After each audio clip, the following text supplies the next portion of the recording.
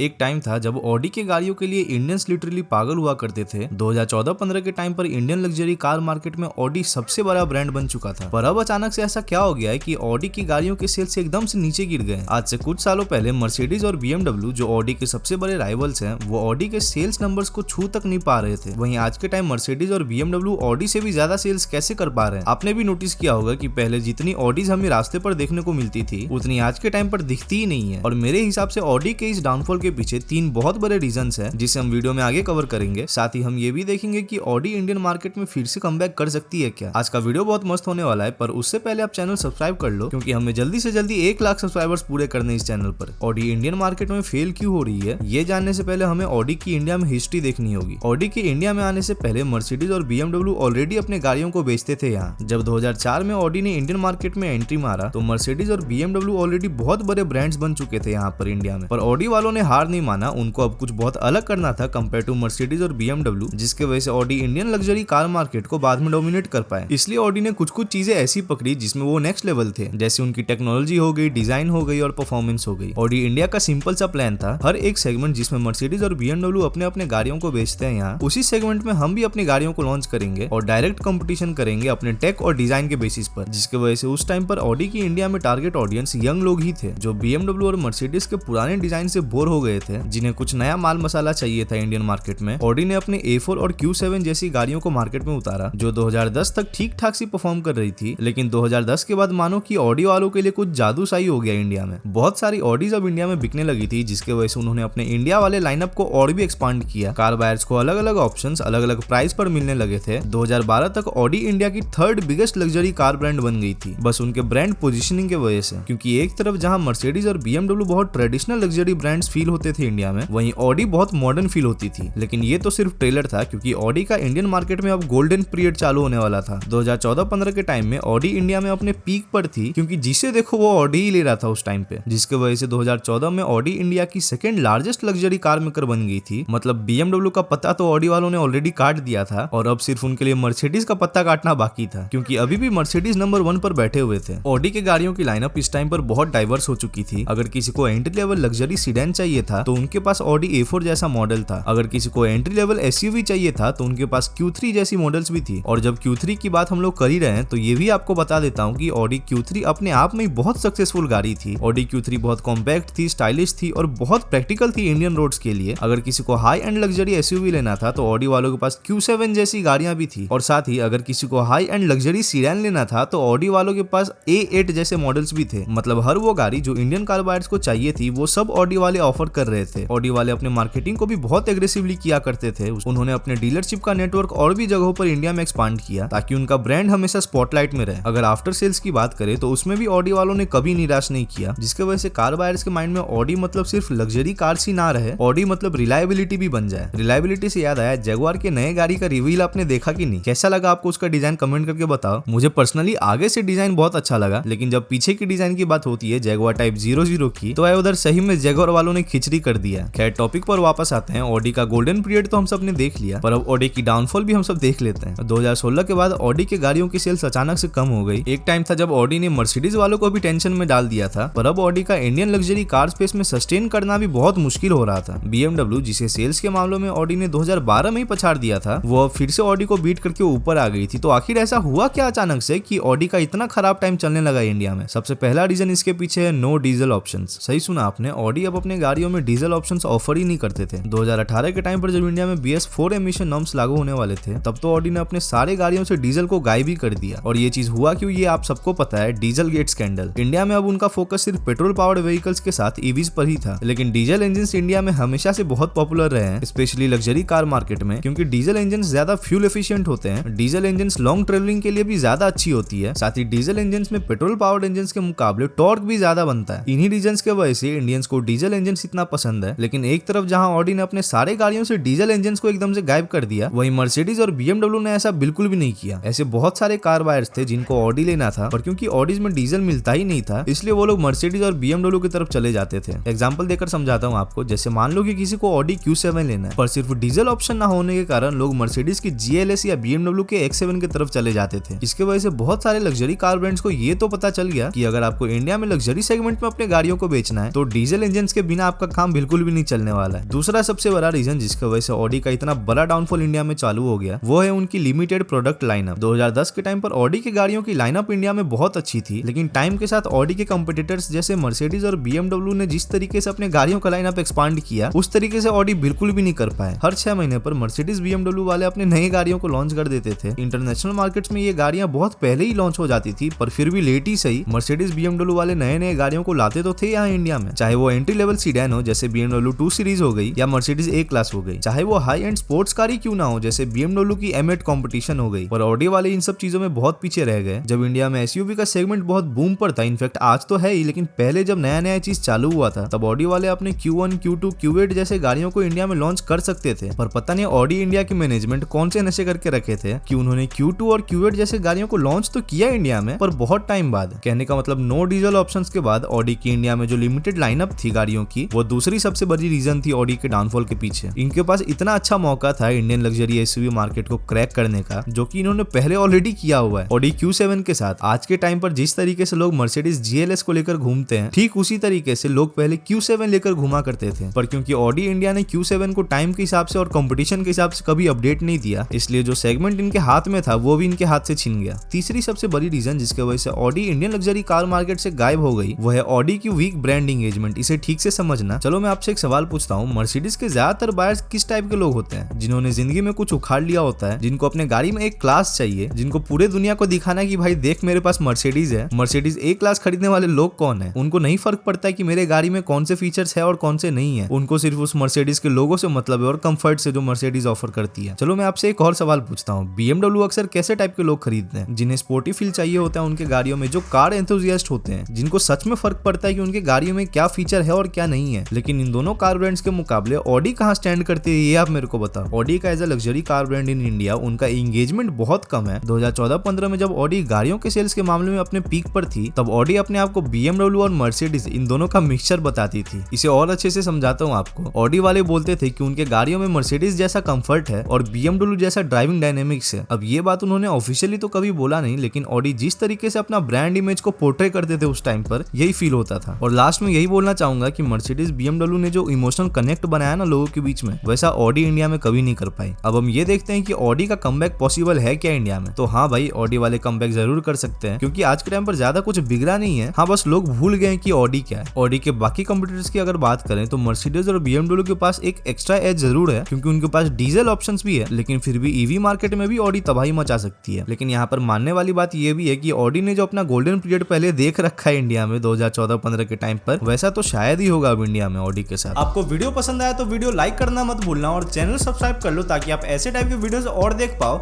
और अगर आपको ये देखना है कि अफ्रीकन्स को महिंद्रा स्कॉर्पियो से इतना प्यार क्यों है, तो यहाँ पर आपको वीडियो दिख रहा होगा, आप देख सकते हो।